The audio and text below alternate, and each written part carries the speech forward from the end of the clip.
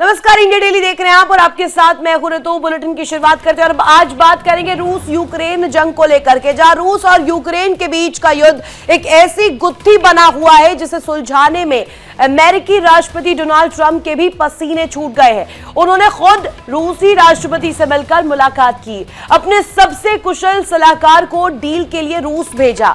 यूक्रेनी राष्ट्रपति ज़ेलेंस्की प्यार और फटकार दोनों से मनाकर देखा गया, लेकिन यह मसला जो है सुलझ ही नहीं पा रहा है।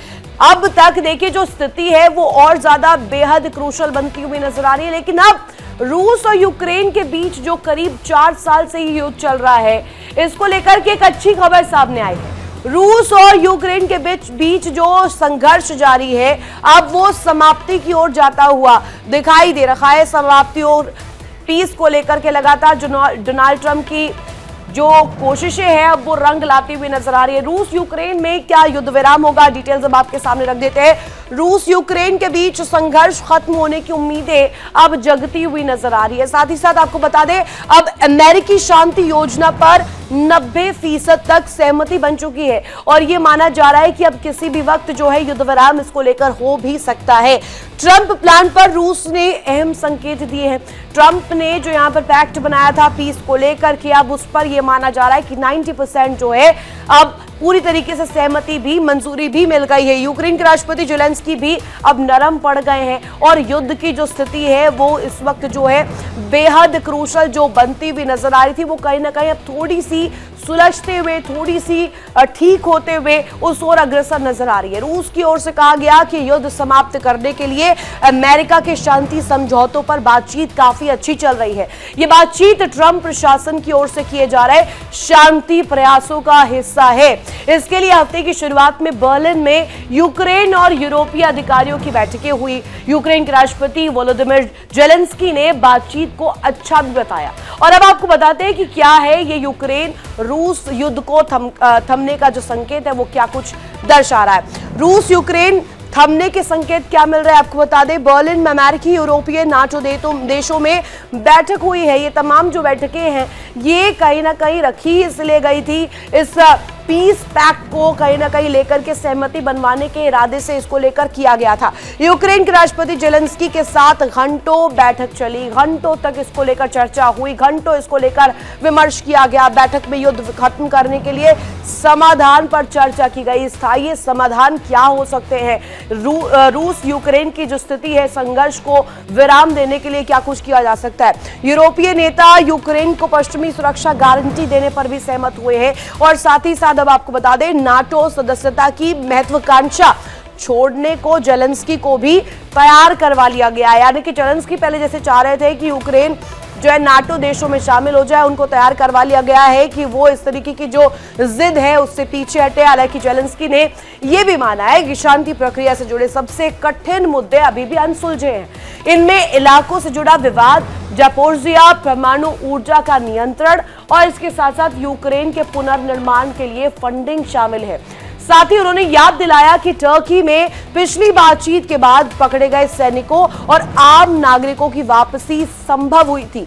अगर इस बैठक में कैदियों की अदला बदली या कोई और समझौता होता है तो वो उसे मानेंगे जरूर। अमेरिका के प्रस्ताव का समर्थन करते हुए देखना चाहते हैं कि आगे क्या होता है। उधर रूस ने ये इंडिकेशन दिया है, ये संकेत दिया है कि यूक्रेन के यूरोपीय संघ में शामिल होने को नहीं रोकेगा, लेकिन उनकी भी कुछ शर्त है। रूस का कहना है कि लुहांस्क और डोनेस्क रूस को मिले हैं और युद्ध विराम अस्थायी नहीं बल्कि स्थायी हो और यूक्रेन को नाटो की सदस्यता न दी जाए।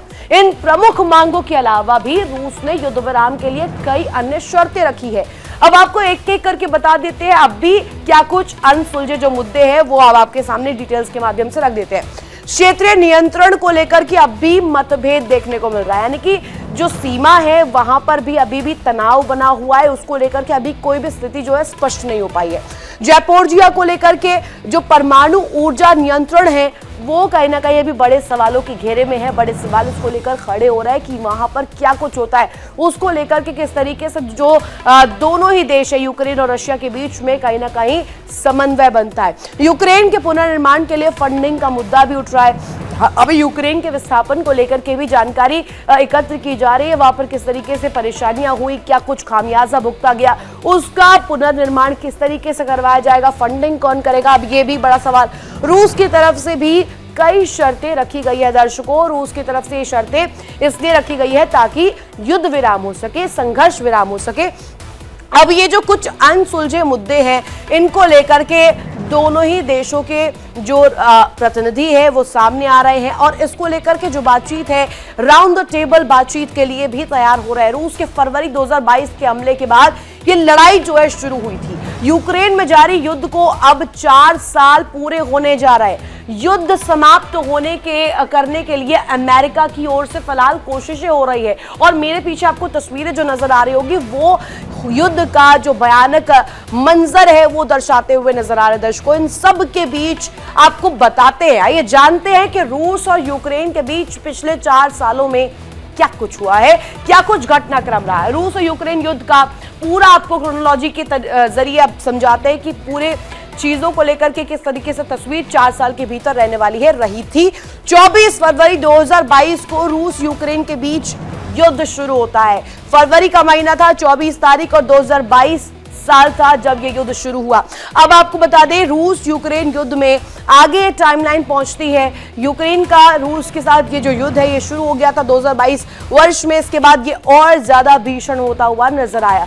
4 साल के भीतर युद्ध ने एक ऐसा रूप ले लिया जिसके बाद महाशक्तियों को सामने आना पड़ा, महाशक्तियों को लेकर के इसको लेकर चर्चा करनी पड़ी। जंग ने लाखों लोगों की जान ली, लाखों लोगों की जान इस जंग में गई और कई लोगों की मृत्यु हुई, कई लोग मारे गए, कई जवान, कई सैनिक जो बॉर्डर पर शहीद हुए। और ऐसे में अब देखिए, रूस और यूक्रेन युद्ध को लेकर के जो तस्वीर है, जो तनातनी है, जो संघर्ष है, वो 4 सालों से दर्शकों जारी है, निरंतर जारी है। हर रोज वहां पर हमले होते हैं रूस की तरफ से, यूक्रेन की तरफ से, वापस से फिर रिटेलिएट किया जाता है और लाखों लोगों की जान 4 सालों में जा चुकी है।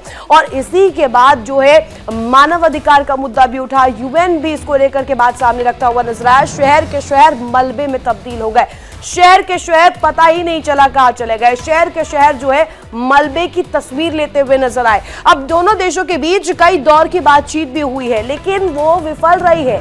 कई दफा बात हुई है संघर्ष विराम को लेकर के, लेकिन कोई नतीजा दर्शकों सामने नहीं आया और कई दफा जो बातचीत है वो कहीं ना कहीं बेअसर रही है। रूस और यूक्रेन के बीच जंग शुरू हुए 4 साल पूरे होने को है। जब जंग शुरू हुई थी तो माना जा रहा था कि छोटा देश यूक्रेन कुछ दिनों या हफ्तों में ही रूस के आगे घुटने टेक देगा, लेकिन ऐसा हुआ नहीं। दर्शकों, दोनों ही देश लगातार एक दूसरे पर हमले कर रहे हैं। 4 साल से निरंतर ये जंग जारी है और जंग के बीच सबसे बड़ा उलटफेर तब हुआ जब डोनाल्ड ट्रंप अमेरिका के राष्ट्रपति बने। अब ट्रंप ने दावा किया कि वो यूक्रेन युद्ध को जल्दी खत्म करा सकते हैं।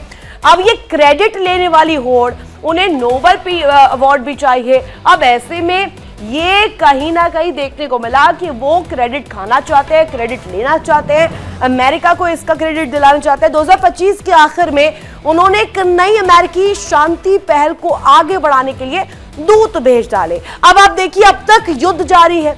खबरों के मुताबिक यूक्रेन सुरक्षा गारंटी के बदले नाटो में शामिल होने की अपनी कोशिश छोड़ने पर सहमत हो गया है। अब वो कह रहा है कि नाटो में नहीं शामिल होंगे, अब स्थिति को सुलझा लिया जाए, संघर्ष विराम कर दिया जाए। लेकिन इलाके को लेकर के बातचीत अभी भी अटकी हुई है। जयपोर्जिया हमने आपको बताया, जो परमाणु परीक्षण को लेकर के भी तस्वीर सामने आई। रूसी सेना अभी भी यूक्रेन के लगभग 1/3 हिस्से पर कब्जा किए हुए है। अब रूसी सेना अगर ये जगह नहीं छोड़ती है, जो कब्जा है वो नहीं छोड़ती है, तो कहीं ना कहीं फिर से पेंच अटक सकता है और कीव जमीन छोड़ने से इनकार कर रहा है। यहां तक कि अमेरिकी डिप्लोमेट भी मानते हैं कि यूक्रेन पूरी तरीके से सीजफायर मौलिक जमीन के दावों को सुलझाने पर निर्भर करता है। यानी कि अगर रूस जो है, रूसी सेना जो है कब्जा छोड़ती है, तभी ये यूक्रेन और रूस के बीच में जो संघर्ष है ये रुक सकता है। लेकिन बड़ा सवाल यही कि क्या कीव की तरफ से इस तरीके की कोई यहाँ पर कोशिश की जाएगी? क्या मॉस्को तालमेल बिठाने की कोशिश करेगा? क्या पुतिन जो है इसको लेकर के जो तस्वीर है वो बदल सकते हैं? अब इन तमाम चर्चाओं के बीच जो सबसे बड़ा अगर कहें विषय है वो ये है कि क्या अब आने वाले दिनों में संघर्ष विराम होने वाला है और क्या क्रेडिट ट्रंप को मिलने वाला है, इसी पर करेंगे बड़ी चर्चा हम आज। बड़ा पैनल मेरे साथ मौजूद है। कर्नल शिवदान सिंह मेरे साथ कनेक्ट है, group captain UK Devnath sir मेरे साथ कनेक्ट है, साथ ही साथ कुणाल भट्टाचार्य सर मेरे को दिखाई दे रहे हैं स्क्रीन पर, और इस वक्त संजीव श्रीवास्तव सर भी मेरे साथ कनेक्ट है, विदेश मामलों के जानकार है।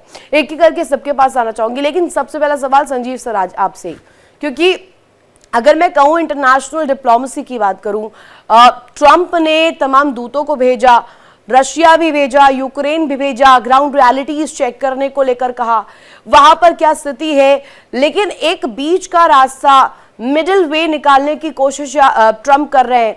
लेकिन इसके पीछे कुछ माइंडसेट ट्रंप का है, वो क्रेडिट लेना चाहते हैं युद्ध विराम का, और वो ये भी कोशिश कर रहे हैं कि कहीं दूसरा देश, या मैं सीधे स्पष्ट तौर पर कहूं भारत इसमें अगर पहल कर देता है तो ऐसा माना जा रहा है कि 50% तो ये रुक ही गया है, और अगर भारत उससे पहले कर लेता है तो अमेरिका की शक्तियों पर सवाल खड़ा होगा कि सुपर पावर ने ये कोशिश क्यों नहीं की। तो ऐसे में क्या ये क्रेडिट लेने की होड़ है ट्रंप साहब की? सबसे पहले रितु जी, आपको और हमारे सारे डिस्टिंग्विश्ड पैनलिस्ट को, आपके दर्शकों को गुड मॉर्निंग, सुप्रभात। देखिए, ये जो रशिया यूक्रेन के युद्ध को, जो कि अब लगभग 4 वर्षों का होने जा रहा है, फरवरी में 4 वर्ष हो जाएंगे, उसको शांत कराने के, उसको सीज फायर को कराने के, एक पीस डील को कराने के जो प्रयास हैं वो लगातार चल रहे हैं। और जो अभी तक रिपोर्ट्स मैं देख रहा था, ये इसमें काफी अच्छे और सकारात्मक संकेत अब मिलने शुरू हो गए हैं। और जिस तरीके से अभी बर्लिन में यूक्रेन और यूरोपीय राष्ट्रों के बीच में जो बातचीत हुई, फिर उसके बाद रशिया के जो एनवॉय हैं उनकी मुलाकात मियामी में स्टीव विटकॉफ, जो यूएस के साइड से इस मामले के चीफ नेगोशिएटर हैं, और जॉर्ज कुशनर के साथ जो मियामी में बैठक हुई है, जो बातचीत हुई है। और उसके बाद वो अब रशियन एनवॉय दिमित्री अब रशिया लौटेंगे और वो अपनी ब्रीफिंग राष्ट्रपति पुतिन को और रशियन एस्टेब्लिशमेंट को देंगे। तो उसके बाद देखते हैं अब रशिया का क्या रिस्पांस होता है। लेकिन इस तरीके की भी एक प्रस्ताव है कि अब चूंकि महाशक्तियां अमेरिका और रशिया डायरेक्टली बातचीत कर रहे हैं, उसमें यूक्रेन के जो ऑफिशियल्स को भी इस बातचीत में रखा जाए, और एक national security advisers of US, Russia और यूक्रेन, इनके बीच में एक ट्राइलेटरल बैठक होने की भी संभावना है। और देखिए रितु जी, जैसा कि मैं डे वन से कहता रहा हूं कि ये जो युद्ध है, ये महाशक्तियों के बीच में वर्चस्व की प्रतिद्वंदिता है, और महाशक्तियों ने इसे यूरोपियन थिएटर में लड़ा है, यूक्रेन को बैटल ग्राउंड बनाया है, और यूक्रेन के सैनिकों के कंधों पर रख करके बंदूकें चलाई गई। ये बात अपनी जगह सच है, लेकिन अब महाशक्तियां इस युद्ध को आगे कंटिन्यू नहीं करना चाहती हैं, ये बात भी स्पष्ट रूप से दिखती है। और चाहे वो रशिया हो, चाहे वो अमेरिका हो, यूक्रेन भी जाहिर है कि इसको आगे नहीं बढ़ाना चाहता, और कोई भी जो वॉर है वो एंडलेस नहीं हो सकती। तो इसका जो समाधान अब निकलने की जो संभावना है वो बन रही है। लेकिन जैसा कि आपने सवाल किया, जहां तक क्रेडिट लेने की बात है, तो देखिए क्रेडिट लेना, मुझे नहीं लगता कि इसका क्रेडिट अगर सीज फायर होता है तो किसी एक व्यक्ति को दिया जा सकता है। डोनाल्ड ट्रंप ने बहुत प्रयास किए, और मैं ये अवश्य कहूंगा कि उनके जो प्रयास हैं सबसे बड़े हैं, इसमें कोई दो राय नहीं है। डोनाल्ड ट्रंप ही वो वैसे पहले नेता थे कि जिन्होंने इस युद्ध को, अमेरिका के साइड से अगर कहूं तो अमेरिका के सर्कल्स में, तो वो पहले ऐसे नेता थे कि जिन्होंने इसको युद्ध को शांत कराने की बात कही। अपने कैंपेन ट्रेल में वो कहा करते थे ये ब्लडशेड बंद होना चाहिए, ये जो इस तरीके का टैक्स पेयर्स का, अमेरिका का मनी जो यूक्रेन में बहाया जा रहा है, उसको बंद होना चाहिए, और यदि मैं अमेरिका का राष्ट्रपति बन गया तो मैं इस युद्ध को 24 घंटे के अंदर शांत करा लूंगा। इस तरीके की बातें वो कहा करते थे, जो कि एक बड़ा परिवर्तन था। क्योंकि बाइडेन एडमिनिस्ट्रेशन के कार्यकाल के दौरान, रितु जी, जिनके समय में ये युद्ध शुरू हुआ था, बाइडेन एडमिनिस्ट्रेशन का जो अप्रोच था वो जरा भी कभी भी वो इस तरीके की बात नहीं किया करते थे कि वो युद्ध को शांत कराएंगे। और उनका ये था कि क्योंकि रशिया ने नाटो को चैलेंज किया है, इसलिए नाटो उसको रिस्पॉन्ड करेगा, और देखते हैं आगे क्या होता है। इसमें एक टर्मिनोलॉजी जो सामने आई है, और एक सहमति के तौर पर अगर मैं कहूं, अभी यूक्रेन एग्री कर रहा है कि नाटो देशों में शामिल ना हो तो भी चलेगा। जो लड़ाई का एक बेसिस कोर था वो ही अब कहीं ना कहीं नलिफाई होता हुआ नजर आ रहा है। ऐसा लग रहा है कि यूक्रेन जिस मांग के साथ सामने आया था, ये जंग जिस बेसिस पर छिड़ी थी, वो अब जंग का जो मेन मोटिव है, जो मेन कोर जो है, जो इंपॉर्टेंट पॉइंट था वो ही कहीं ना कहीं खत्म हो रहा है। और ये बहुत इंपॉर्टेंट पॉइंट है संजीव सर, मैं इसको लेकर के यूके देवनाथ सर से समझना चाहूंगी। यूके देवनाथ सर, ये जो हम बार बार बात करते हैं, 2022 में जब ये जंग शुरू हुई उस दौरान सबसे प्रबल तौर पर यह बात सामने आई थी कि यूक्रेन की कोशिश है नाटो देशों में शामिल हो जाना। लेकिन अब अगर पीस पैक्ट के जरिए, चाहे वो अमेरिका की तरफ से हो, ट्रंप साहब लेकर आए पीस पैक्ट, या किसी भी अन्य पीस पैक्ट पर बात होकर के ये संघर्ष विराम हो जाता है, मेरा सवाल इस नाटो देश की सदस्यता को लेकर के है, यूक्रेन इतनी जल्दी अग्री कैसे हो गया? जेलेंस्की की मजबूरी है कि उनको ये युद्ध लड़ना पड़ा। हुआ ये कि जेलेंस्की को यूक्रेन की जो इंटरनल पॉलिटिक्स है उसके तहत शुरुआती दिन से, इस युद्ध के पहले से ही, जो पूर्वी यूक्रेन है, ईस्टर्न डॉनबास, वहां पर जो रशियन मूल के लोग हैं उन पर दमन करना पड़ा। जैसे पूर्वी यूरोप में बड़ी तादाद में रशियन मूल के लोग रहते हैं, ज़ेपोरिज़िया, दोनेत्स्क, लुहांस्क, खेर्सन, इन पर बड़ी तादाद में रशियन मूल के लोग रहते हैं, रशियन भाषा में बात करते हैं। तो होता ये था कि जो इंटरनल पॉलिटिक्स में जब जेलेंस्की को पावर में आना पड़ा तो उन्होंने इन रशियन मूल के लोगों के खिलाफ एक मुहिम चलाई। इससे जो पश्चिमी यूक्रेन है, लवीव वाला एरिया है, और जो मध्य यूक्रेन है यानी कीव का जो एरिया है, वहां पर जेलेंस्की को बहुत ज्यादा सपोर्ट मिली, वोट भी मिले, वो सत्ता में आ गए। लेकिन इसका एक दुष्प्रभाव ये पड़ा कि रूस इससे नाराज हो गया।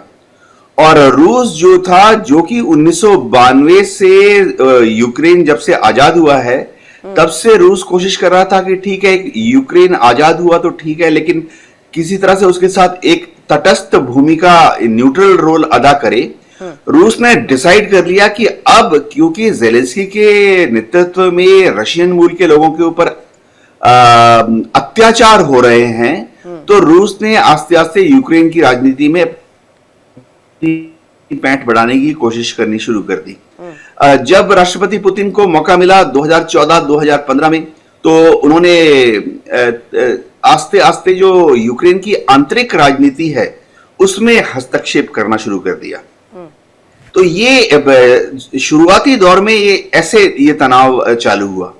अब जेलेंस्की ने 10 साल पहले किया पुतिन को काउंटर करने के लिए उन्होंने कहा कि वह नेटो ज्वाइन कर लेंगे। इससे नेटो के देश, खासतौर से अमेरिका, बहुत प्रसन्न हुए, क्योंकि उन्हें लगा कि नेटो का विस्तार अब पूरब की तरफ हो जाएगा। ठीक है। जैसे ही रशिया को यह लगा कि अब यूक्रेन नेटो ज्वाइन करने वाला है, तो रूस को लगा कि अगर यूक्रेन नेटो ज्वाइन कर लेता है, रूस का जो अंडर बेली है, रूस का जहां सॉफ्ट पेट है ब्लैक सी की तरफ, वो जो है एक्सपोज हो जाएगा। राइट। ये पुतिन को और क्रेमलिन को कतई पसंद नहीं था। ठीक है, यानी कि ये जो लड़ाई है ये जमीनी ज्यादा नजर आ रही है रेदर देन एक सदस्यता को लेकर के। अगर मैं बात करूं नेटो में सदस्य बन जाता यूक्रेन, इससे कोई तकलीफ मुझे नहीं लगता कि रूस जैसे महाशक्ति को होती, लेकिन ये जमीनी तौर पर अगर मैं कहूं एक जंग के तौर पर इसलिए उभरी क्योंकि वहां पर विस्तारवाद जो है रशिया चाहता था अपनी जमीन को बढ़ाना, लेकिन वो कहीं ना कहीं हो नहीं पाया। और अगर नेटो देश में शामिल हो जाता यूक्रेन तो कहीं ना कहीं और ज्यादा अड़चनें इसको लेकर खड़ी हो सकती थी। कुणाल भट्टाचार्य सर और शिवदान सर मेरे साथ कनेक्ट है। शिवदान सर, अब आपसे मेरा सवाल ये है कि ट्रंप ने राजदूत तो भेज दिए, अपने दूत तो भेज दिए, अब दोनों देशों में चाहे यूक्रेन हो, रशिया हो, एक बीच का रास्ता निकालने की बात हो रही है। लेकिन अब क्या आप मान रहे हैं कि ट्रंप की जो पहल है क्या वो रंग लाएगी, क्या वो सफल होगी? देखिए, इसमें सफल होने का एक कारण मैं बता रहा हूं आपको कि यूक्रेन इतना बर्बाद हो चुका है कि केवल अब वो एक ढांचा रह गया है जिसके कंधे पर रख के नाटो देश जो है अपना युद्ध लड़ रहे हैं। एक प्रकार से तीसरा युद्ध हो चुका है ये दुनिया का, क्योंकि इस विश्व युद्ध में यूक्रेन खाली एक दिखावा था, बाकी पूरे नाटो देश जो थे, यूरोपियन देश जो थे, वो यूक्रेन के द्वारा रूस से लड़ रहे थे। जैसा कि आपको विदित है, रूस पहले एक महाशक्ति का वो था, यूएसएसआर जो था महाशक्ति था, और यूक्रेन भी महाशक्ति का, रूस का हिस्सा था। और अब उस महाशक्ति को दोबारा से उसकी जगह दिखाने के लिए पूरे नेटो देशों ने, पूरे यूरोपीय देशों ने, अमेरिका ने मिलकर के इसको बैटल ग्राउंड बनाया और इसके द्वारा युद्ध लड़ा गया। पर मैं ये कहूंगा कि ये यूक्रेन के राष्ट्रपति जेलेंस्की की ये गलत सोच थी, जिसके द्वारा उसने अपने देश को आज बर्बादी के रास्ते पहुंचा दिया। यूक्रेन इतना बर्बाद हो चुका है कि उसको दोबारा रिकंस्ट्रक्ट करने में अगले 30 से 35 साल लग सकते हैं। और जो उसकी जो जनसंख्या है, जो उसका विस्थापन हुआ है, 5 से 6 लाख लोग विस्थापित हो चुके हैं, काफी तादाद में वहां की जनसंख्या मारी जा चुकी है, और कोई भी इंफ्रास्ट्रक्चर इंटैक्ट नहीं बचा है। वहां पर शहर के शहर तबाह हो चुके हैं, वहां पर जितने भी उसके मोड ऑफ कम्युनिकेशंस हैं वो सब तबाह हो चुके हैं, पावर स्टेशंस तबाह हो चुके हैं। तो एक प्रकार से यूक्रेन जो है एक ढांचा रह गया है। अब उसको दोबारा ह्यूमन बीइंग के लिविंग के लिए कम से कम 30 से 35 साल का कंस्ट्रक्शन पीरियड चाहिए। ठीक है, तो इसके लिए यानी कि बहुत बैकलैश जेलेंस्की ने झेल लिया है, बहुत ज्यादा यूक्रेन जो है इस जंग की वजह से पिछड़ गया है। जेलेंस्की का, हाँ, ये जेलेंस्की का अपना क्रिएशन है। ओके, आप इसे जेलेंस्की का क्रिएशन बता रहे हैं। ये युद्ध आपने थर्ड वर्ल्ड वॉर के तौर पर भी पेश कर दिया कि अंडर द टेबल इसे थर्ड वर्ल्ड वॉर के तौर पर ले भी लेना चाहिए, क्योंकि सारी महाशक्तियां तो आई गई थी, लड़ाई में कूदी गई थी। अब कुणाल भट्टाचार्य सर, आपसे मैं ये जानना चाहूंगी, जब 2022 में ये युद्ध शुरू हुआ तब ये माना जा रहा था कि रशिया, क्योंकि जितना अगर मैं कहूं वहां पर शक्ति है सेना के तौर पर या आर्म्स के तौर पर, पुतिन जितने स्ट्रॉन्ग फोर्स के तौर पर उभरते हैं, उसके सामने यूक्रेन कहीं नहीं टिकेगा, ये बात सामने आ रही थी। Ukraine is not capable to fight with Russia, ये कई दफा चर्चाओं का विषय बना था 2022 के दौरान। लेकिन हैट्स ऑफ है यूक्रेन को, 4 साल तक युद्ध चला है। बेशक से बहुत बैकलैश लिया जेलेंस्की ने, बहुत इसको लेकर के उनको कहीं ना कहीं विरोध का सामना देश के भीतर भी करना पड़ा। कई लोगों ने कहा कि उन्होंने ही, जैसे भी शिवदान सर कह रहे हैं, कि क्रिएट किया है। लेकिन ये तो हमने भी देखा कि यूक्रेन ने कहीं से भी छोड़ा भी नहीं है, वापस जवाब भी दिया है, रिटेलिएट भी किया है और अभी तक कर रहा है।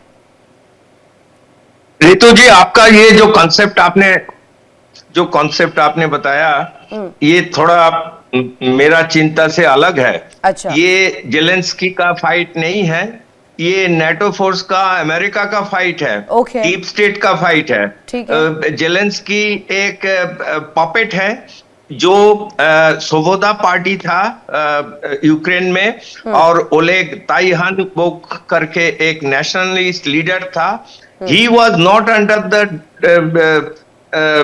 Control of NATO and European states, वो नेशनल पार्टी था। एंड आपको मालूम है यूक्रेन रिचेस्ट कंट्री था यूरोप का, वो ग्रेनरी ऑफ यूरोप था, गेहूं वहां पे सबसे ज्यादा बनता था, न्यूक्लियर पावर प्लांट उसमें है, इंडिया में जितने रशियन वेपन है, टैंक है, व्हीकल है, सब यूक्रेन में बनता था। सो Ukraine was the main lucrative country in Europe. तो उसको कब्जा करने के लिए ये डीप स्टेट का कहानी है। जेलेंस्की एक जोकर है, जो क्या पेपर में आया है, he has no political background. तो उसको सामने रख के ये नेटो फोर्स का, जो सिद्धांत साहब ने बताया, ये नेटो फोर्स का लड़ाई था, और नेटो बना रहा था जे हम रशिया के एकदम नजदीक चले जाएंगे। रशिया इनिशियली उसको अपोज किया था जे नेटो नहीं होगा। अभी Zelensky is fighting the European battle. Zelensky was not fighting Ukrainian battle. Ukraine के साथ तो कुछ है ही नहीं, यूक्रेन को फाइट करने का कोई कारण भी नहीं था। जेलेंस्की को उस्काया गया, जे तुम लड़ो, हम तुम्हारे पीछे हैं करके वो सब वेपन दिया, उसको मिसाइल दिया, प्लेन दिया, जो भी है। तो ये देखा है जे रशिया को डोमिनेट नहीं कर पाया। तो अभी इसीलिए now European countries are now withdrawing उसको, यूक्रेन को छोड़ के, मतलब तुम अभी अपना संभालो ऐसे करके। Now this is the position of the present condition. Now ये नेटो में ज्वाइन या ना ज्वाइन, जिसमें लड़ाई शुरू हुआ था, वो सेकेंडरी हो गया। अभी यूक्रेन देखा है, नेटो में ज्वाइन करूं ना करूं उसमें कोई फर्क नहीं पड़ता, हमारा कंट्री डिस्ट्रॉय हो गया है। नाउ अभी पर अब वो ये इज्जत अब से ऐसा नहीं है कुणाल withdraw सिंह की करना बहुत चाहता लेट है। हो गया, इट्स टू लेट। अब ये रियलाइजेशन बहुत ज्यादा Exactly. लेट नहीं हुआ है क्या? एग्जैक्टली हो गया है, और नेटो में ज्वाइन करे या ना करे। एंड अमेरिका का वो ट्रम्प भी बोला है, हमने अमेरिकन पैसा क्यों नेटो में ज्यादा खर्चा कर रहा है, यूरोपियन आदमी वो नेटो में खर्चा करे, हम नेटो से विड्रॉ कर लेंगे। मतलब अभी फंसा है Ukraine. And now Ukraine face saving के लिए बोला है कि ये युद्ध बंद करना ही है। लेकिन रशिया का जो डिमांड है वो 4 डिमांड है, उसमें बोला है कि हमने जहां जो 4 जगह ऑक्युपाई किया है, डोनेस्क, लुहांस्क एंड खेर्सन, ये जितना एरिया हमने कैप्चर किया है ये हम नहीं छोड़ेंगे। क्योंकि पुतिन का जो एम है, पुराना यूएसएसआर का जो दबदबा था वो रशिया में लाना चाहता है, तो यूक्रेन का ये जगह नहीं छोड़ेंगे। लेकिन ये यानी कि आप ये समझ रहे हैं कि ये एक तरह से planned by Ukraine, planned by Zelensky था। ये यूक्रेन की लड़ाई नहीं थी, एक पपेट के तौर पर जेलेंस्की ने लड़ी है, जो कि एक कहें तो पर्सनल बायस रीजन के बिहाफ पर लड़ा गया है। ये कोई यूक्रेनियन वॉर नहीं थी। संजीव सर, अब आपसे मैं ये जानना चाहती हूँ, अगर एक पीस को लेकर के पहल हो रही है, अमेरिका जो है शांति पहल के और अग्रसर है और बात कर रहा है, राउंड द टेबल का एक दफा बातचीत हो रखी है, लेकिन इससे पहले एक तस्वीर सामने आई थी, आपको वो विजुअल्स, वो वीडियो याद होगी और वो पिक्चर्स भी अगर आप रिकॉल करेंगे, उसमें बहुत एंग्री नजर आ रहे थे ट्रंप, यूक्रेन के जो प्रतिनिधि हैं, जो जेलेंस्की साहब है, उनके ऊपर वो ऐसा दिखा रहा था तस्वीर की किसी बात पर बात हो रही है और जेलेंस्की की बात के साथ ट्रंप साहब जो है वो अग्री नहीं कर रहे हैं और डांट दिया एक तरह से। इस तरीके का मतलब अगर मैं कहूं थर्ड पार्टी हम देखें तो वो ऐसा नजर आ रहा है। तो ऐसा कौन सा रीजन रहा होगा कि ट्रंप साहब जेलेंस्की साहब से नाराज हो गए होंगे, उस विजुअल को अगर इमेजिन करें तो? जी देखिए रितु जी, वो जो विजुअल्स आए थे व्हाइट हाउस में, ये जो एक तरीके का वर्बल स्पैट वाली सिचुएशन बन गई थी, वो उस समय हुआ था कि जब राष्ट्रपति जेलेंस्की काफी एडामेंट थे, वो जो है रशिया से बातचीत करने के लिए याद नहीं हो रहे थे।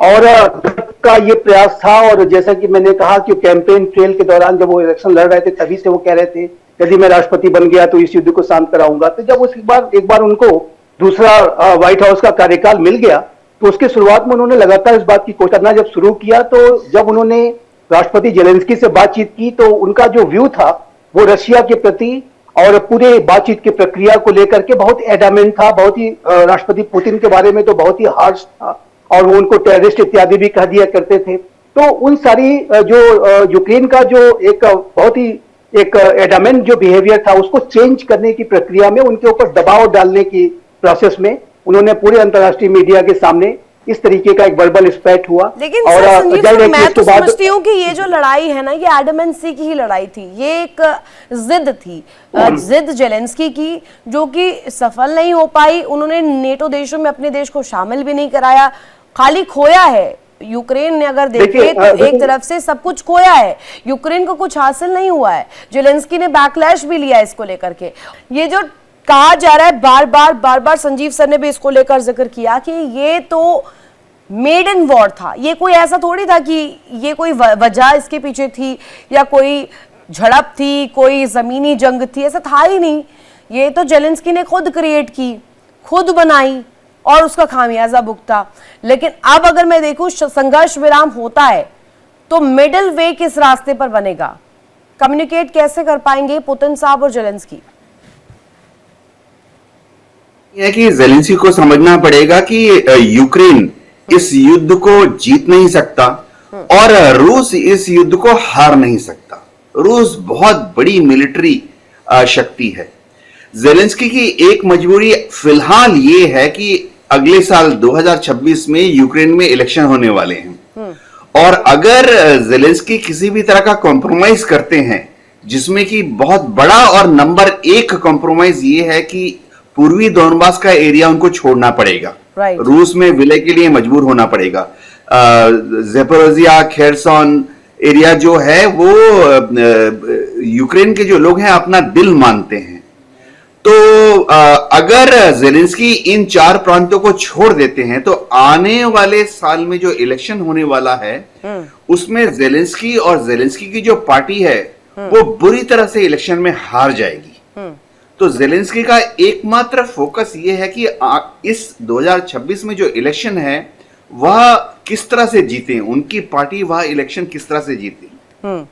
तो डेफिनेटली वह चाहेंगे कि किसी तरह से इस युद्ध विराम के जो शर्तें हैं उसको डॉटेड लाइन पर ना साइन करें जब तक कि आने वाले साल का जो इलेक्शन है वो ओवर ना हो जाए। ज़ेलेंस्की की एक और मजबूरी है कि वहां पर जो इंटरनल पॉलिटिकल सीन है उसमें ज़ेलेंस्की के जो विरोधी हैं वो भी काफी मजबूत हैं।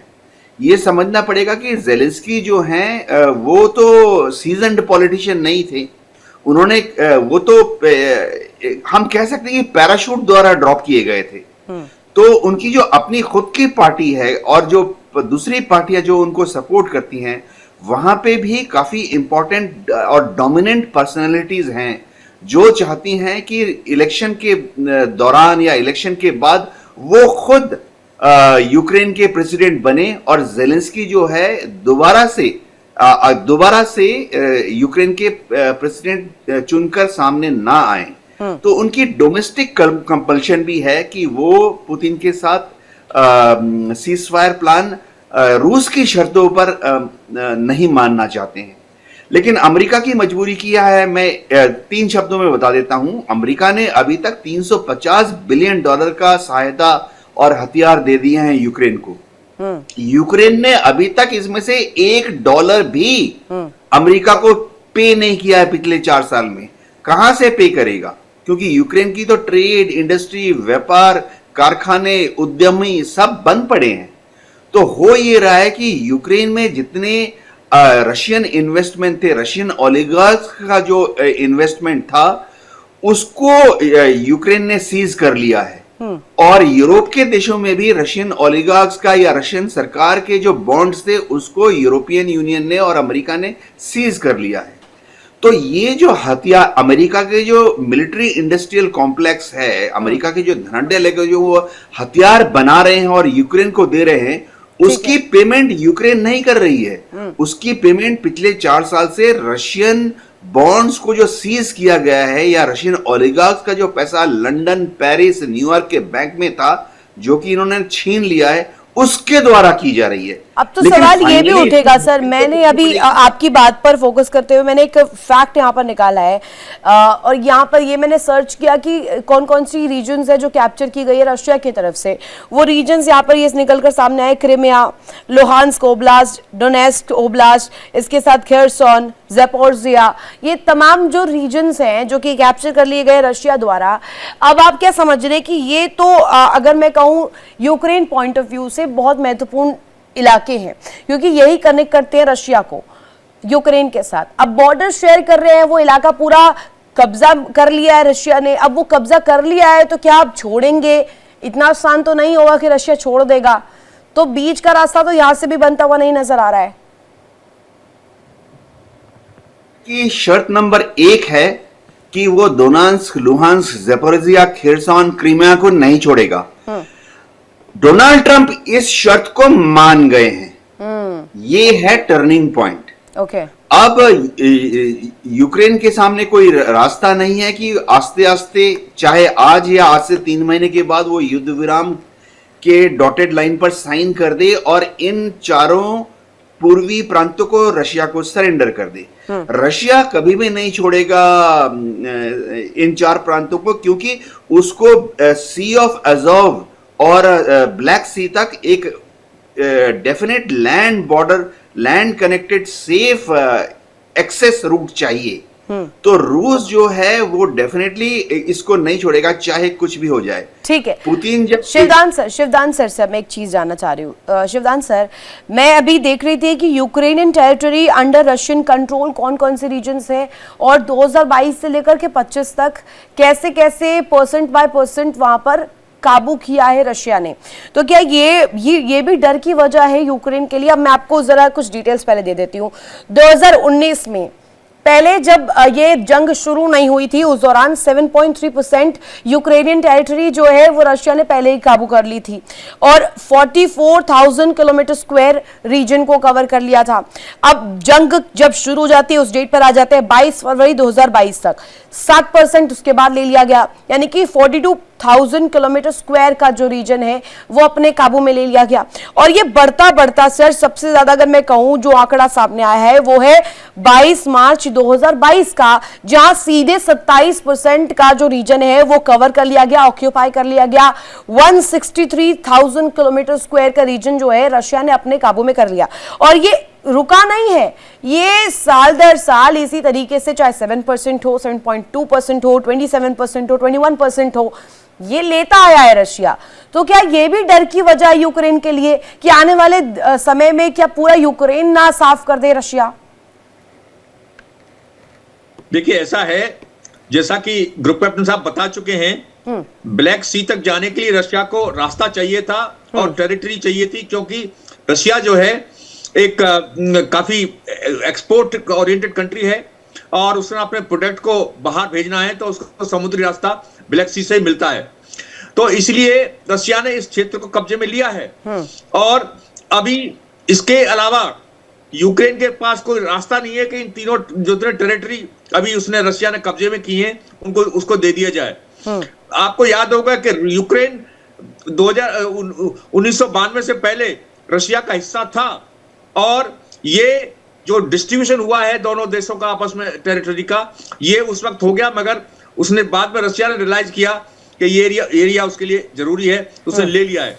और अब क्योंकि इसमें अमेरिका बीच में आ चुका है और भी देश आ चुके हैं बीच में, इसलिए जो भी अब सीज फायर होगा या जो भी फैसला होगा उसके बाद ऐसा एक्सपेक्टेड है कि रूस जो है आगे और ज्यादा नहीं बढ़ेगा। जो टेरिटरी उसने कब्जे में ली है वही उसके कब्जे में रहेंगी। ठीक है। और यहाँ पर एक सबसे इंपॉर्टेंट जो पॉइंट निकल के आया है कि जिस प्रकार से लीग ऑफ नेशन 1939 में फेल हुआ था और डिसबैंड हुआ था, उसी तरह की कंडीशन अब संयुक्त राष्ट्र संघ की भी आ चुकी है। संयुक्त राष्ट्र संघ ने पिछले 4 साल में ऐसा कोई एफर्ट नहीं किया कि जिससे ये युद्ध विराम हो सके।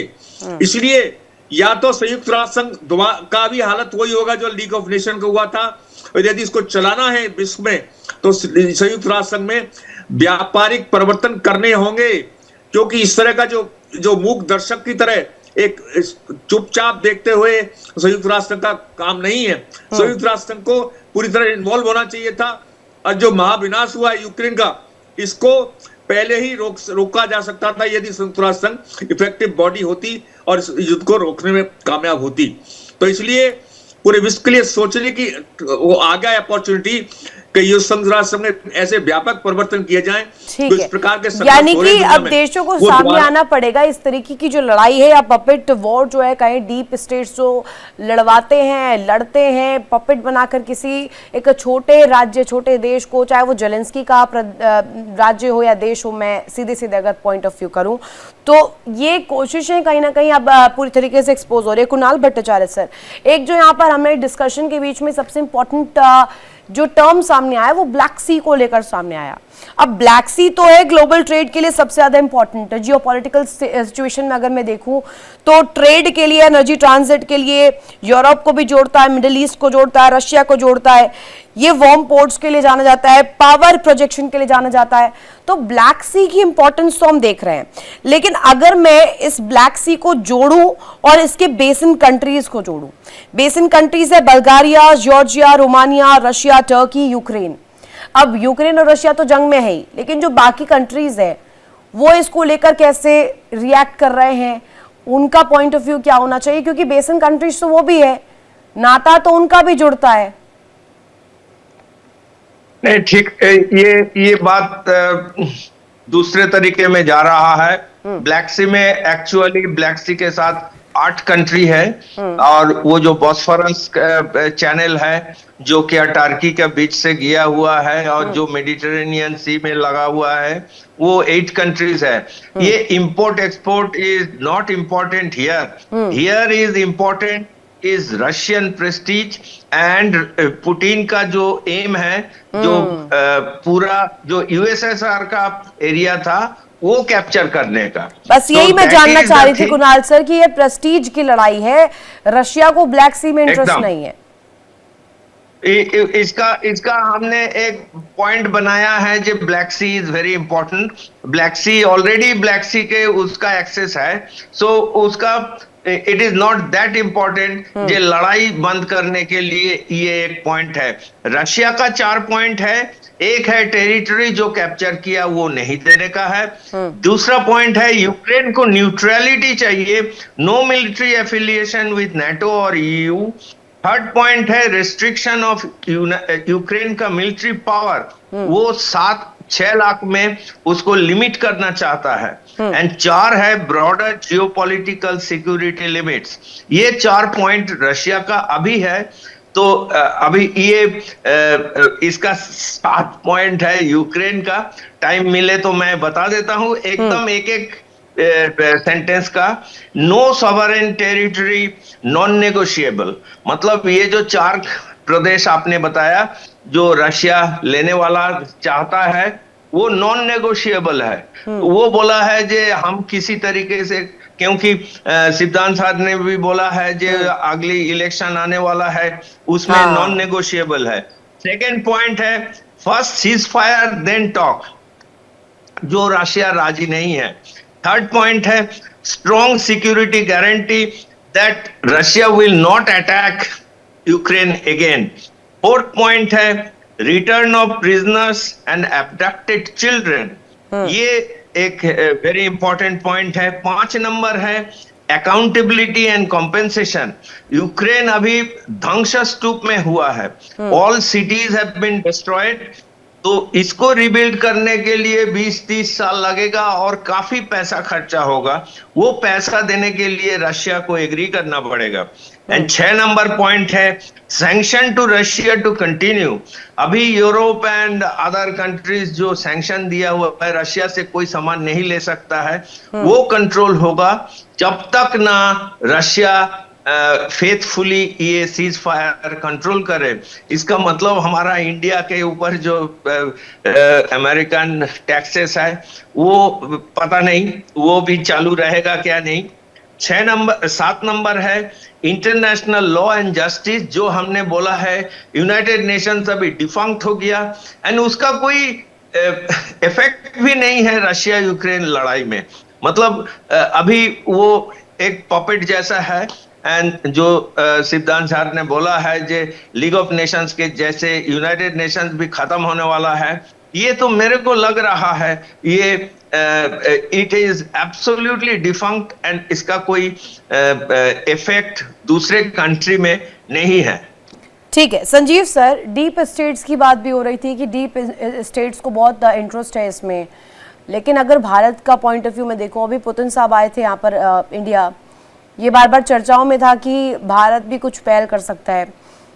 भारत पर क्या इफेक्ट हुआ है इस वॉर का, ये हम चर्चा कर रहे थे, लेकिन अब क्या भारत इसमें पहल कर सकता है? भारत की तरफ से क्या कोशिश हो सकती है? अमेरिका का सपोर्ट भी क्या भारत अब सामने खुले तौर पर कर सकता है? देखिए, भारत ने तो बहुत पहले से ही अपने जो एफर्ट्स हैं वो लगातार किए हैं। बैक चैनल के माध्यम से भारत लगातार इस पूरे रशिया यूक्रेन युद्ध को शांत कराने के प्रयास करता रहा है। यूनाइटेड नेशन सिक्योरिटी काउंसिल में पिछले 4 वर्षों में जितने भी रेजोल्यूशंस आए उसमें जाहिर है कि भारत ने उसको एब्सटेन किया, भारत ने किसी एक पक्ष में वोट नहीं दिया। और जैसा कि आपने देखा कि हमारे प्रधानमंत्री श्री नरेंद्र मोदी ने रशिया के राष्ट्रपति व्लादिमीर पुतिन से अभी जब वो भारत आए थे तब भी ये कहा कि भारत तटस्थ नहीं है। भारत की बात उन्होंने कही कि भारत तटस्थ नहीं है, भारत यदि किसी के साथ खड़ा है तो शांति के साथ खड़ा है, भारत यदि किसी के साथ खड़ा है तो संवाद के साथ खड़ा है, भारत यदि किसी के साथ खड़ा है तो डेमोक्रेटिक रूल्स बेस्ड ऑर्डर और यूएन जो चार्टर है उसके सम्मान के साथ खड़ा है। तो भारत का जो रुख है वो डे वन से रहा। और आप जानते हैं कि 2022 में ही जब समरकंद उज्बेकिस्तान में भारत के प्रधानमंत्री पुतिन से मिले थे तो उन्होंने एक वर्ड्स ऑफ विजडम कहे थे उस समय, और जो कि आज भी रेजोनेट करते हैं। वो उन्होंने कहा कि ये युग युद्ध का युग नहीं है। और ये जो भारत के प्रधानमंत्री के शब्द थे, दुनिया के बड़े बड़े नेताओं ने भाषण G20 का डिक्लेरेशन रहा हो, 20 का न्यू डिक्लेरेशन रहा हो, सभी में ये जो फाइनल डिक्लेरेशन आया उसमें ये शब्द भारत के प्रधानमंत्री के उसमें गूंज रहे थे, रेजोनेट कर रहे थे। और भारत ने जो ब्लैक सी ग्रेन डील हुई थी उसको कराने में बैक चैनल के माध्यम से बहुत महत्वपूर्ण भूमिका निभाई थी। और जापोरोजिया न्यूक्लियर पावर प्लांट के आसपास जब हैवी सेलिंग रशिया के द्वारा की जा रही थी तो इस बात की अंतर्राष्ट्रीय समुदाय में चिंता व्यक्त की गई कि क्या कोई सेल अगर जापोरोजिया पावर प्लांट के जो मेन साइट पे अगर गिर गया तब तो वहां पर चेरनोबिल हो जाएगा, चेरनोबिल का जो न्यूक्लियर डिजास्टर जैसा स्थिति बन सकती है जो कि उसका विकिरण पूरे यूरोप में फैल सकता है। तो उसको रशिया को इस बात को बताने के लिए और कन्विंस कराने के लिए कि आप अपनी जो कार्रवाई है उसमें बहुत सावधानी बरतें और इस तरीके की कार्रवाई नहीं करें तो अच्छा है। तो ये जो channel of communication America, NATO, Ukraine तथा रशिया के बीच में इस्टेब्लिश कराने का जो काम था वो भारत ने किया था। तो भारत पहले से ही एक्टिव है रितु जी। और भारत के प्रधानमंत्री श्री नरेंद्र मोदी ने कीव की भी यात्रा की, मॉस्को की भी यात्रा की, वाशिंगटन की भी यात्रा की, और हर जगह जब भी वो कभी यात्राएं करते हैं तो वो इस तरीके की इस युद्ध को शांत कराने की बात करते हैं। यूनाइटेड नेशन सिक्योरिटी काउंसिल में जितने भी रेजोल्यूशंस आए भारत ने एब्सटेन तो जरूर किया, लेकिन हमने अनेकों बार अपने एक्सप्लेनेटरी नोट्स जो है इशू किए कि if we are abstaining then why we are abstaining, इस तरह से करके। और उस एक्सप्लेनेटरी नोट को अगर आप देखें तो उसमें भारत ने कहा कि संवाद ही इसका एक समाधान हो सकता है। इस युद्ध का समाधान बैटल ग्राउंड पे नहीं निकल सकता है। और जैसा कि देवनाथ साहब ने कहा कि इस युद्ध में कोई जीत हार का प्रश्न ही नहीं उठता, क्योंकि यह महाशक्तियों की लड़ाई है। और ये इसमें जो है रशिया हार नहीं सकता, अमेरिका जीत नहीं सकता, यूक्रेन। तो इस तरीके का जो महाशक्तियों के बीच का जो ये चूंकि युद्ध है, इसी वजह से ये बहुत लंबा चला। यूक्रेन के बस की बात थोड़ी थी कि ये युद्ध इतना लंबा चल जाता। ये यूक्रेन के सैनिकों के कंधों पर रख करके बंदूकें चलाई गई हैं। और जैसा कि हम डिस्कस कर रहे हैं कि भट्टाचार्य साहब ने भी कहा इस बात को कि ये जो लड़ाई है इसेंशियली ये महाशक्तियों के बीच में अप्रत्यक्ष रूप से लड़ी जा रही है। महाशक्तियों के बीच में ये वर्चस्व की प्रतिद्वंदिता है। लेकिन महाशक्तियां और रशिया के राष्ट्रपति व्लादिमीर पुतिन का लक्ष्य है कि पुराने सोवियत यूनियन के यानी कि ये प्रतिद्वंदिता की लड़ाई जो है, ये लड़ाई यूक्रेन अगर मैं कहूँ सामने फोर्सिबली लड़ रहा है, पपेट के तौर पर लड़ रहा है, इसको समझना भी चाहेंगे। यूक्रेन चाहता क्या है, इसको इस मंशा पर भी कई दफा चर्चा हुई और अब तो 4 साल बीत चुके हैं। जी कंप्लीट कीजिए सर, प्लीज कंप्लीट कीजिए। हाँ, एक बात नेटो की जहां तक देखिए बात है, मुझे नहीं लगता कि यूक्रेन को नेटो में शामिल किया जाएगा। और अभी चूंकि युद्ध चल रहा है और ये समझौता भी होगा तो इसमें रशिया इस बात के लिए एग्री नहीं करेगा कि नेटो में यूक्रेन जाए। और नेटो के यूक्रेन में जाने को लेकर की ये लड़ाई शुरू हुई थी। तो ये जो शर्त है रशिया नहीं मानने वाला। और अमेरिका ने भी, राष्ट्रपति ट्रंप ने भी इस बात को बार बार कहा है कि नेटो को में यूक्रेन को शामिल नहीं किया जाएगा। और वर्तमान समय में यदि नेटो में यूक्रेन शामिल हो जाता है तो जाहिर है कि ये फिर डायरेक्ट यानी कि कुछ पाया नहीं है, यूक्रेन ने कुछ पाया नहीं है इस लड़ाई से, सिर्फ खोया ही खोया है। और इसी सवाल के साथ मैं जा भी रही थी यूके देवनाथ सर का रुख करने के लिए। यूके देवनाथ सर, 90,000 हमले हुए, 20,000 बार बम्बार्डमेंट हुई, हर रोज 1500 मौतों का आंकड़ा सामने आया।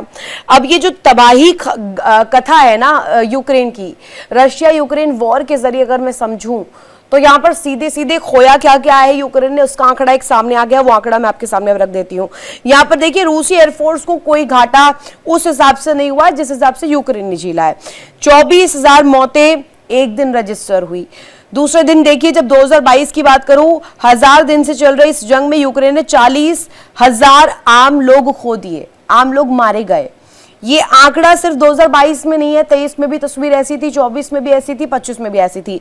ये तो हो रहा है नंबर्स का पूरा ये स्टोरी थी। लेकिन अगर मैं एक नॉर्मल समझना चाहूं आपसे, एक सीधे तौर पर बात सामने आ रही है, इस लड़ाई में रशिया ने कुछ नहीं खोया है, रशिया अभी भी वहीं पर ही है।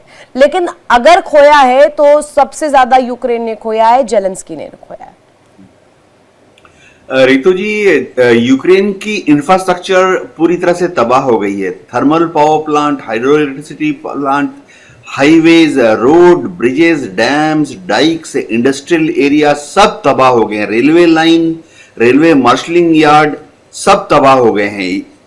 तो एक आकलन किया गया है वेस्टर्न आर्किटेक्ट्स और इंजीनियर्स द्वारा कि यूक्रेन का जो रीबिल्डिंग होगा उसमें $65 बिलियन की तत्काल दरकार होगी।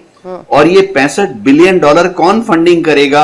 यूक्रेन के पास इतना पैसा नहीं है, यूरोपियन देश के पास भी इतनी सामर्थ्य नहीं है। अमेरिका शायद डायरेक्टली या इनडायरेक्टली यूक्रेन, जब ये युद्ध बंद होगा, ये $65 बिलियन फंडिंग शुरू करेगा। लेकिन अमेरिका ने इसके द्वारा दो शर्तें रखी हैं बड़ी बड़ी। एक तो है कि आने वाले दशकों के लिए यूक्रेन में जितने मिनरल्स हैं, जमीन के नीचे से जितने निकलने वाले रेयर अर्थ मिनरल्स हैं, उन पर एक्सक्लूसिव राइट अमेरिकन कंपनीज का होगा। और दूसरी शर्त जो है, क्योंकि यूक्रेन के पास पैसा नहीं है, डॉलर यूरो नहीं है पे करने के लिए, फिर किस बलबूते पे जेलेंस्की लड़ने चल दिए थे सर? नहीं, मुझे अब बहुत ही लेमैन लैंग्वेज में आप समझाइएगा। है नहीं पैसा, न सेना है, न पावर है, न वर्क फोर्स है, लेकिन जेलेंस्की साहब तो यहाँ पर झंडा लेकर चल दिए थे कि रशिया के साथ, महाशक्ति के साथ लड़ेंगे, जो कि सीधे फाइट करती है अमेरिका के साथ, सुपर पावर के साथ। उसकी लड़ाई हमेशा से रही है अंडर द टेबल भी, अगर हम कहें। एक वर्क फोर्स होता है, एक अंडर करंट होता है, वो अमेरिका के खिलाफ रहा है। अब ऐसा देश जो सुपर पावर से लड़ रहा है, वो यूक्रेन क्यों चाहेगा उससे लड़ना? जेलेंस्की पर ये फोर्स क्या था, मेन मोटिव क्या रहा होगा? जी हाँ, जेलेंस्की को पश्चिमी देशों ने शुरुआती दौर से ही, हिंदी में कहावत है, चने के झाड़ पर चढ़ा देना। तो जेलेंस्की को पश्चिमी देशों ने शुरुआती दौर से ही ऐसा कुछ भरोसा दे दिया कि तुम रशिया के साथ लड़ो, हम तुम्हारे साथ हैं। देखिए, यूक्रेन जो लड़ रहा है अभी, मैं मिलिट्री आकलन बताता हूं। हमारे यहाँ एक कॉन्सेप्ट होता है कि WWR, वॉर वेस्टेज रेशियो, तो रिजर्व्स, कि युद्ध लड़ने के लिए टैंक तो सबके पास होते हैं, मिसाइल लॉन्च करने के लिए लॉन्चर तो सबके पास होते हैं, लेकिन उसका अम्युनिशन कहां से आएगा? हर रोज जो टैंक गोले दागेंगे वो कहां से आएंगे? तोप गोले दागेंगे वो कहां से आएंगे? मिसाइल्स जो आप दुश्मन की तरफ लॉन्च कर रहे हैं वो कहां से आएंगे? तो एंटी टैंक मिसाइल जो आप फायर कर रहे हैं वो कहां से आएंगे? तो होता क्या है कि आकलन ये था कि यूक्रेन के पास महज 35 दिन के युद्ध का WWR है। ये मैं बात कर रहा हूं फरवरी 2022 की। और रूस के पास तो इससे असीमित इस तरह के हथियार थे। रूस के पास WWR जो है वो यानी कि रूस के सामने कहीं टिक नहीं सकता है, और ये बात वो एक्सेप्ट नहीं कर पाए। और जैसा कि आपने मुहावरे के जरिए कोट भी किया कि चने के झाड़ पर वो चढ़ तो गए, लेकिन इस होड़ में वो कहीं ना कहीं पूरा खेत ही साफ कर बैठे। अब कुणाल भट्टाचार्य सर, ये मुझे समझाइएगा कि वो जिस चने की झाड़ पर चढ़े थे, लेकिन अब ऐसा मंजर है कि वो चने की खेत ही नहीं बची है, वो सिर्फ मलबे में तब्दील हो गई है। जेलेंस्की ने जो किया है वो खुद के लिए तो घाटा किया ही किया है, पूरे देश की लुटिया गायब कर दी है। मैं आपको बताया है, deep state and American policy जो है ये उनका वेपन बेचने का है।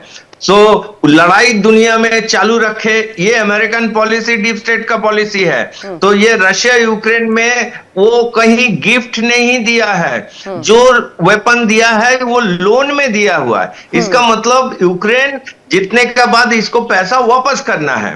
दूसरा जो बात है वो एक जोकर को बना के दिया है। No this deep state and America कभी नहीं सोचता है कि दूसरे कंट्री इंडिपेंडेंट हो, वो स्ट्रांग हो।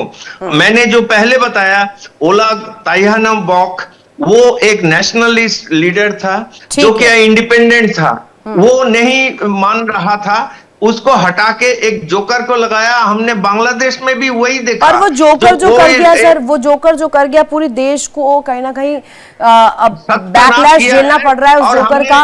और अब साथ साथ संजीव श्रीवास्तव सर, एक लाइन में मुझे बताइएगा, अब ये जो मुद्दा है मानव अधिकारों के तहत अगर मैं देखूं, रशिया को क्या इसको लेकर के बैकलैश नहीं झेलना पड़ेगा? यूक्रेन में जो तबाही हुई है, वहां पर जो लोग मारे गए हैं, उनको लेकर देखिए, इसमें कोई दो राय नहीं है रितु जी कि यूक्रेन की भारी तबाही हुई है। राष्ट्रपति व्लादिमीर जेलेंस्की ने ब्लंडर्स किए हैं, बड़े स्ट्रेटेजिक ब्लंडर्स किए हैं, और उसका जो खामियाजा है वो यूक्रेन को दशकों तक जो है बिताना पड़ेगा, और तब जाकर के रिस्टोर कर पाएगा। लेकिन जहां तक आपने डोमेस्टिक बैकलैश की बात कही, जाहिर है कि जो है रशिया में भी रिसेंटमेंट है, यूक्रेन में तो बहुत ही ज्यादा रिसेंटमेंट है। यानी कि कुल मिलाकर देखा जाए तो रशिया को भी अगर इमोशनल तौर पर मैं कहूं, सेंटिमेंटल तौर पर कहूं, वहां पर यूक्रेन में जो तबाही मचाई है उसका मानव अधिकारों के टर्म्स में बैकलैश झेलना पड़ेगा, और यही सच्चाई है। आप सभी ने कीमती वक्त दिया, बहुत शुक्रिया इस डिस्कशन में शामिल होने के लिए। और यहाँ पर देखिए, अब रूस यूक्रेन की जो युद्ध की स्थिति है या संघर्ष विराम की ओर अग्रसर है, और क्या पीस प्लान अमेरिका का सक्सेसफुल होने वाला है, चर्चाओं का बाजार इसको लेकर गर्म है। अब देखना होगा आने वाले दिनों में पहल दोनों देशों की तरफ से क्या किया जाता है, कॉम्प्रोमाइजल स्टेट किस पर बन पाता है।